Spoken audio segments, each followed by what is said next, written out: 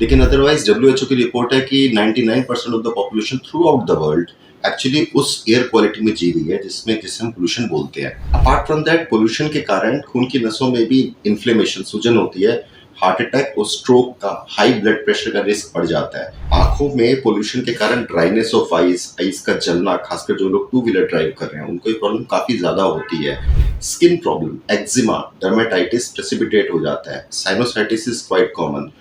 And on top of that जो main problem है कि ये सब बीमारियों से जो स्ट्रेस होता है उससे एंजाइटी बढ़ जाती है। इस समय हमारे साथ आरएमएल हॉस्पिटल की ओर से डॉक्टर पुलिन मौजूद है। बात करेंगे, जानेंगे कि प्रदूषण से इस समय लोगों की स्वास्थ्य पे किस तरह का प्रभाव पड़ रहा है और उसको कैसे आप डील कर सकते हैं। सर, बहुत बहुत स्वागत है आपका पंजाब केसरी में। सर, पॉल्यूशन एक बहुत बड़ा इशू, जिसको लेके पॉलिटिकल रिएक्शन से बहुत आते हैं और लोग इससे बहुत परेशान रहते हैं।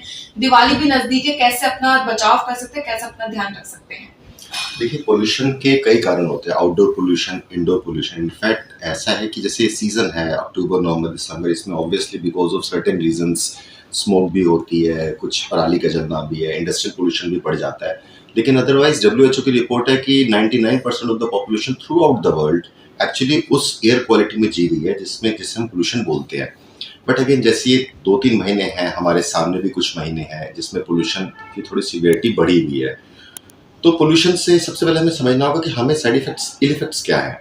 बेसिकली एक जो लंग्स के इफेक्ट है, जो ब्रोंकाइटिस के अटैक्स होते हैं, इन्फेक्शंस होते हैं, बिकॉज पोल्यूशन होता है तो हम खांसते हैं तो हमारी जो लंग्स की त्वचा है वो छिल जाती है, तो इसलिए इन्फेक्शन के चांसेस भी बढ़ जाते हैं। खासकर जो मरीज स्मोकर हैं, जिनको अस्थमा है, जिनको सांस की प्रॉब्लम है, कैंसर पेशेंट्स हैं, जिनकी कीमोथेरेपी चल रही है। अपार्ट फ्रॉम दैट, पोल्यूशन के कारण खून की नसों में भी इन्फ्लेमेशन, सूजन होती है, हार्ट अटैक और स्ट्रोक का, हाई ब्लड प्रेशर का रिस्क बढ़ जाता है। On top of that, actually जिन पॉइंट्स पे हम फोकस नहीं करते वो है आईज की प्रॉब्लम। आंखों में पोल्यूशन के कारण ड्राइनेस ऑफ आइज, आइज का जलना, खासकर जो लोग टू व्हीलर ड्राइव कर रहे हैं उनको ये प्रॉब्लम काफी ज्यादा होती है। Skin problem, eczema, dermatitis precipitate हो जाता है, sinusitis is quite common. And on top of that जो मेन प्रॉब्लम है कि ये सब बीमारियों से जो स्ट्रेस होता है उससे एंजाइटी बढ़ जाती है। इसीलिए इनफैक्ट आरएमएल हॉस्पिटल ने अपना एक पोल्यूशन क्लिनिक स्टार्ट किया है जिसमें सिर्फ सांस के, लंग्स के डॉक्टर्स नहीं बैठ रहे, उसमें साइकेट्रिस्ट के डॉक्टर्स बैठ रहे हैं, उसमें डर्मेटोलॉजिस्ट बैठ रहे हैं, उसमें आंखों के डॉक्टर बैठे हैं, सो दैट कि जो पेशेंट आए हम उसको इन टोटलिटी सब तरह से उस पेशेंट को देख पाए, उसको ट्रीट कर पाए।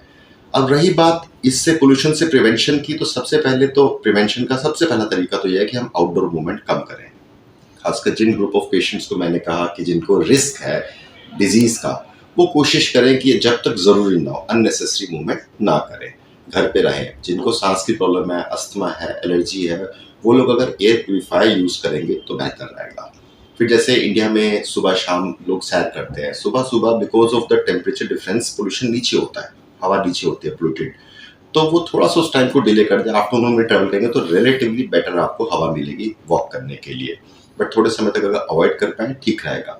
इसके अलावा जो लोग टू व्हीलर पे ड्राइव करते हैं वो गॉगल्स पहने, चश्मे पहने, अपना वाइजर पूरा यूज करें जो हेलमेट का होता है, उससे भी काफी हद तक बचाव होता है। या फिर मास्क लगाएं, सबसे जरूरी जो है वो है मास्क। इवन आपको जरूरी नहीं कि आपको कोई ब्लैक व्हाइट कोई सर्जिकल मास्क चाहिए, जो ट्रिपल लेयर सिंपल मास्क है ब्लू कलर का, दैट इज गुड एनफ, जो पोल्यूशन के जो 2.5 mm से PM से कम वाले सब्सटेंसेस है उनको भी रोक सकता है। मास्क जरूर लगाएं, जितना कोशिश हो सके उतना करें। उसके अलावा अगर स्किन की प्रॉब्लम है तो कोशिश करें कि एक्सपोजर ना हो, फुल लेंथ क्लोथ्स पहने जो सिर्फ आपको पोल्यूटेंट से ही नहीं बचाएगा, जो आजकल डेंगू फैला हुआ है उससे भी आपका प्रिवेंशन करेगा।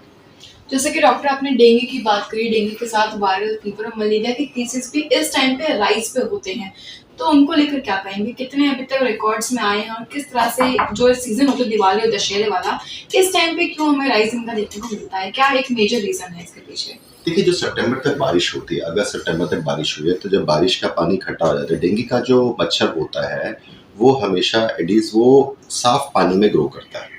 तो बारिश के कारण पानी इकट्ठा हुआ, ऑल्दो सिविक एजेंसीज बहुत अच्छा काम करते हैं, बट उसके बावजूद थोड़ा बहुत पानी इकट्ठा हो जाता है, वहां पे डेंगू का मच्छर जो अंडे देता है तो डेंगू ग्रो करता है। उसके बाद जब वो स्प्रेड करना स्टार्ट होता है तो एक इंक्यूबेशन पीरियड, एक सर्टेन टाइम गैप होता है 15-20 दिन का, तो इसीलिए ये टाइम है। और ये टाइम एक मच्छर की ग्रोथ के लिए भी अच्छा है। सर्दियों में जैसे मच्छर कम हो जाते हैं, तो इस समय पे चूंकि बिकॉज ऑफ रेनफॉल के बाद का टाइम है, रेनी सीजन के बाद का, दिस इज अ टाइम जिसमें जो मॉस्किटो रिलेटेड डिजीज है वो हमेशा ज्यादा होती है।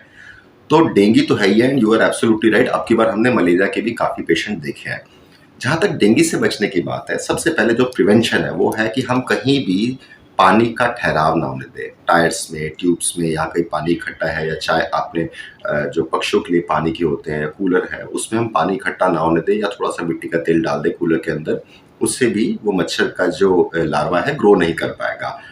जो बच्चे स्कूल जाते हैं, हम लोग भी हैं, जहाँ पे एक्सपोज़र का रिस्क है, तो फुल लेंथ क्लोथ्स पहने। नॉर्मली डेंगू का जो मच्छर है वो 3 फीट से ऊपर हाइट पे बाइट नहीं करता। तो इसीलिए वो दिन में बाइट करता है नॉर्मली, ऑल्दो अब थोड़ा-सा चेंजेस आ गए हैं। तो हम अगर फुल ड्रेस पहनेंगे, ट्राउज़र्स पहनेंगे और शर्ट्स पहनेंगे, तो chances of bite are relatively less. However जो मॉस्किटो का मच्छर है वो तो रात को ही बाइट कर सकता है, तो रात को सोते हुए मॉस्किटो मैट्स यूज़ करें, और अपना कोशिश करें कि जो क्रीम्स होते हैं जिससे हम मच्छर को थोड़ा-सा प्रिवेंट कर सकते हैं बाइट को, वो सब यूज़ करें। और कोई पेशेंट जिसको फ़ीवर है, जिसको बॉडी एक्स है, ठंड लग के बुखार आ रहा है, वो अपने आप को दवाई स्टार्ट ना करें, बिकॉज़ डेंगू में हम पेन किलर्स मना करते हैं।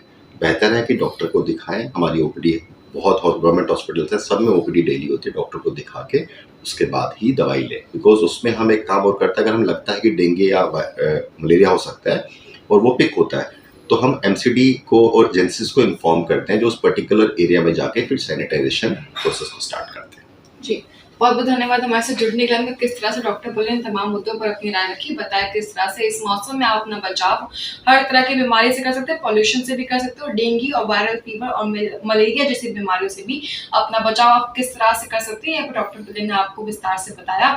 इस पूरे मामले को लेकर आपको क्या सोचना है, मैं ज़रूर बताइए। तब तक के लिए बने मेरे साथ पंजाब केसरी में कैमरा पर्सन विकी के साथ खुश रहना पंजाब केसरी, दिल्ली।